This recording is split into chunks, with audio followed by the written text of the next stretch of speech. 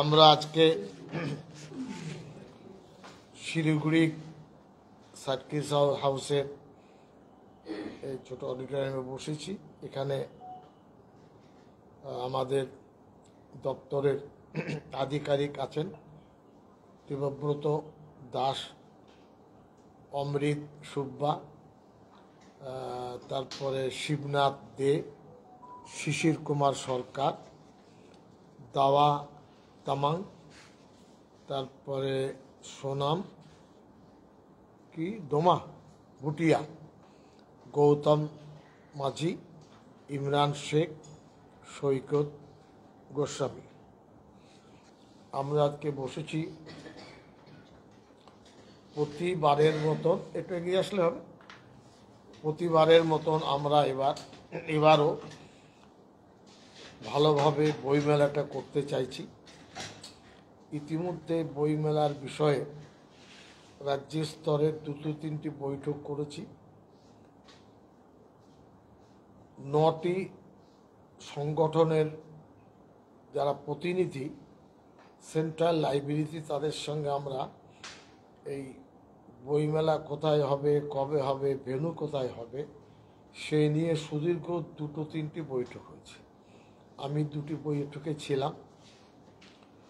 সেখানে স্থির হয়েছে যে বইমেলায় কোথায় কবে আমরা যাব না যাব সেই তারিখটা আপনাদেরকে এখনই আমরা বলে দেব। একইভাবে একটা গাইডলাইন আমরা তৈরি করেছি, যে গাইডলাইনটা আপনাদের আমরা দেব, যে বইমেলায় এই গাইডলাইনটা ফলো করতে হবে। আর এই গাইডলাইনের মধ্যে বিশেষভাবে কয়েকটা দিক আছে, যেমন বিচ্ছিন্নতাবাদী সংগঠন সাম্প্রদায়িক সম্প্রীতি নষ্ট করতে পারে, ধর্মনিরপেক্ষ চরিত্রকে ক্ষতি করতে পারে, জাতীয়তাবাদের ক্ষতি হতে পারে, এই ধরনের কোনো বইমেলায় থাকবে না, আমরা কঠোরভাবে নিষেধ করেছি। বইমেলা শুরু হবে আপনার 24/11, মানে নভেম্বর মাসের 24 দার্জিলিং দিয়ে আমরা শুরু করব। বইমেলা শেষ হবে জানুয়ারির 15 তারিখে। নভেম্বর, ডিসেম্বর, জানুয়ারির 15 তারিখ, সেটা 21শে জানুয়ারি শেষ হবে মালদায়, শুরু হবে 15/1। এই লিস্ট আপনাদের দেব বইমেলা। এ থেকে আমরা 3টি জোন করেছি, north zone, western zone, eastern zone. আমরা চাইব আপনাদের মাধ্যমে এই বইমেলার তারিখ প্রচার হলে জনগণ এটা জানতে পারবে। গতবার বইমেলা উপলক্ষে আমরা 10 লক্ষ টাকা রাজ্য সরকারের পক্ষ থেকে অনুদান দিয়েছিলাম। এবার সেটা বেড়ে 12 লক্ষ টাকা আমরা করেছি। এবং গতবারের আমরা আমাদের যে 3টি স্তর, গ্রামীণ গ্রন্থাগার, মহকুমা বা শহর পর্যায়ের গ্রন্থাগার, আর হলো ডিস্ট্রিক্ট লেভেল, এরা ওই বইমেলা থেকে বই কেনেন। আমরা সেই ক্রয় করার যে অর্থ বরাদ্দ সেটা বাড়িয়েছি। গতবার ছিল 15,000 টাকা গ্রামীণ গ্রন্থাগারে বই কিনবে, এবার সেটা বাড়িয়ে 18,000 টাকা করা হয়েছে। মহকুমা বা শহর লাইব্রেরি গ্রন্থাগার এদের ছিল 20,000 টাকা, আমরা সেটা এবার 25,000 টাকা করেছি। ডিস্ট্রিক্ট লেভেলে ছিল জেলা গ্রন্থাগারের জন্য 40, সেটা বাড়িয়ে আমরা 45 করেছি।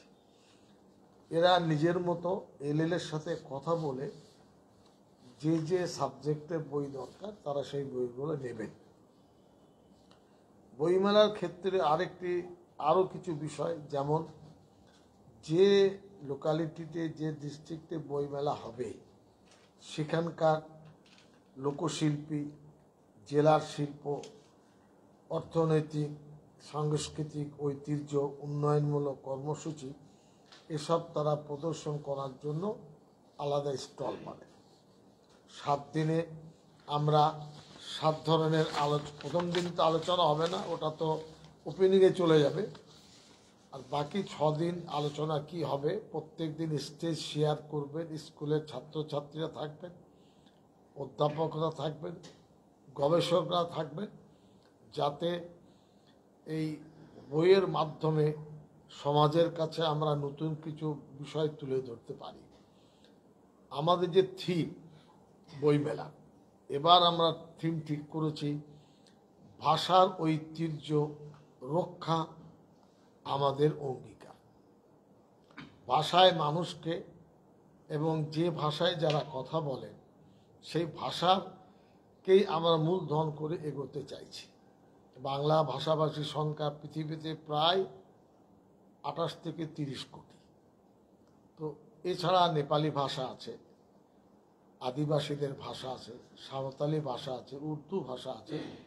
প্রতিটি ভাষার মধ্যে একটা সারসত্তা আছে, সেটাকে আমরা গ্রহণযোগ্যতা দিয়ে এই বইমেলার থিম হলো ভাষার ঐতিহ্য রক্ষা আমাদের অঙ্গীকার।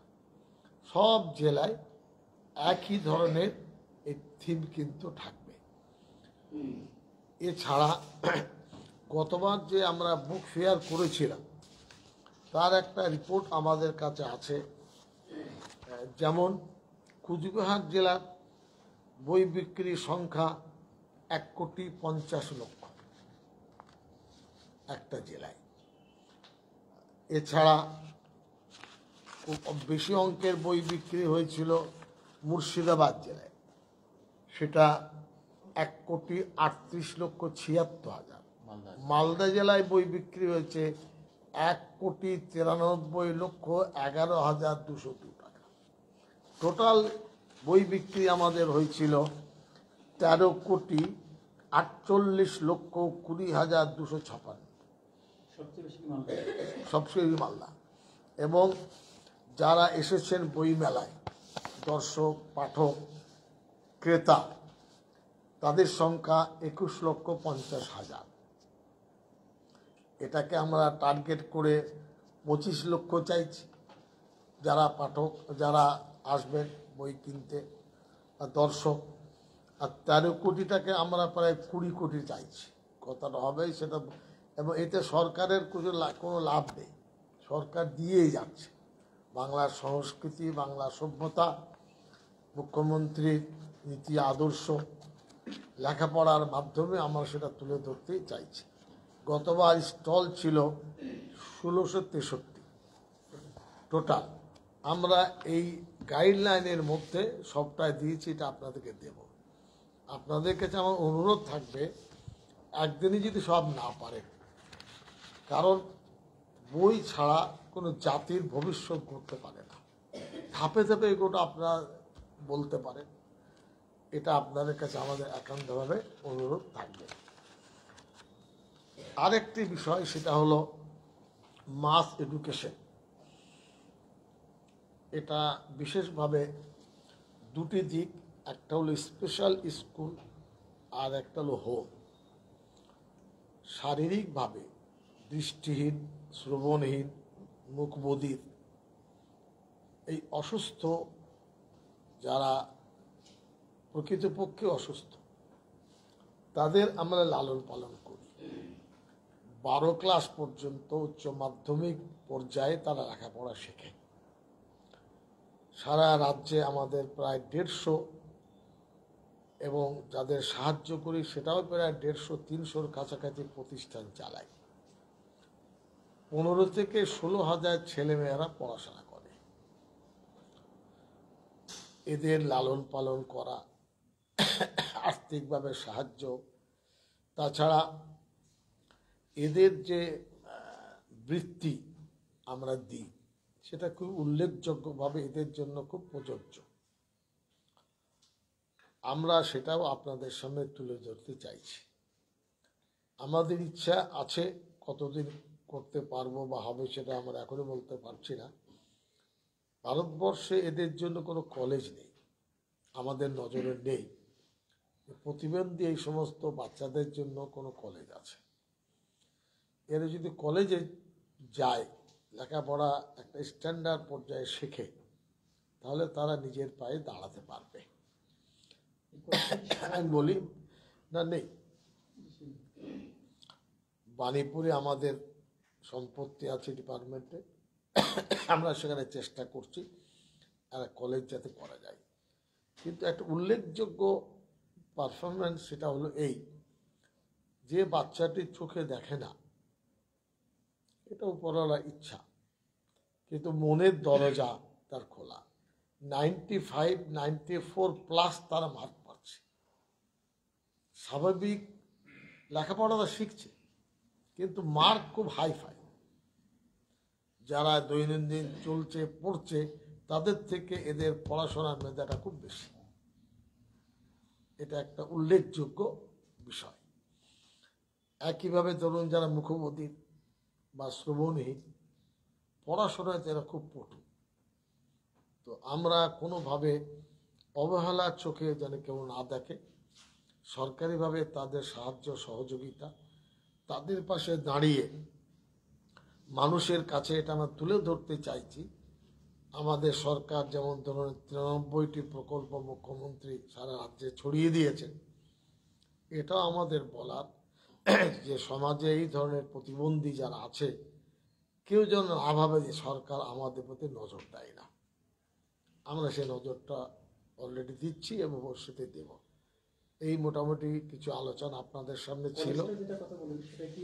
সেটা আমাদের বাণীপুরে আমাদের আছে। আমরা অনেক দিন থেকে ভাবছি, হয়তো তাড়াতাড়ি আমরা আমাদের টিম রাজ্য স্তরের, আমি ইয়েও থাকবো, দেখে আসব যে কলেজটা ধরুন বারাসাত থেকে বোধহয় হার্ডলি 30 কিলোমিটার হবে পূর্ব দিকে, ওই হাবড়ার কাছে। ওখানে আমাদের প্রতিষ্ঠানের অন্যান্য আরও সব শিক্ষার ব্যবস্থা আছে। এটা আমাদের কাছে একটা বড় বিষয়। ইতিমধ্যে আমরা মুখ্যমন্ত্রী অফিসে যোগাযোগ করলে তিনি আর গ্রিন সিগন্যাল দিয়েছেন, যার ফলে এগিয়ে যান, আমাদেরকে বাস্তবমুখী বলেন যে কি করার প্রয়োজন, কিভাবে হবে। কারণ যে ছেলে মেয়ে ধরুন মাধ্যমিক উচ্চ মাধ্যমিকে 94, 95, 90+ মার্ক পাচ্ছে, এরা কলেজে পড়তে পারলে একটা জায়গায় দাঁড়াবে। কারণ সাধারণত এদেরকে সমাজ খুব যে একটা দায়িত্বের চোখে দেখে সেটা আমি অনুভব করি না। কিন্তু আমরা তো ভবিষ্যৎটা ভাবছি। একটা স্ট্যান্ডার্ড জায়গায় এসে গেলে, কোনো জায়গায় ধরুন কোনো হোটেলে যে কোনো একটা টেবিলে বসিয়ে দিলে তিনি কাজ করতে পারবেন। এমন কোনো ক্ষেত্র আছে যেখানে এরা উপযোগী হবে, কিন্তু তার জন্য পর্যাপ্ত শিক্ষা বা ডিগ্রি দরকার। সেই ডিগ্রি যদি তারা অর্জন করতে পারে, তাহলে এরা অসহায় বোধ করবে না। আর কি, এটা আমাদের মূল লক্ষ্য। না না, এটাই পুরো রাজ্যে। আমি 5 জেলায় করছি, যেহেতু এখানে 5টি জেলা কাছাকাছি ডেকেছি। এই পরিসংখ্যানটা সারা রাজ্যে প্রায় 17 থেকে 18 হাজার ছেলে মেয়ে পড়াশোনা।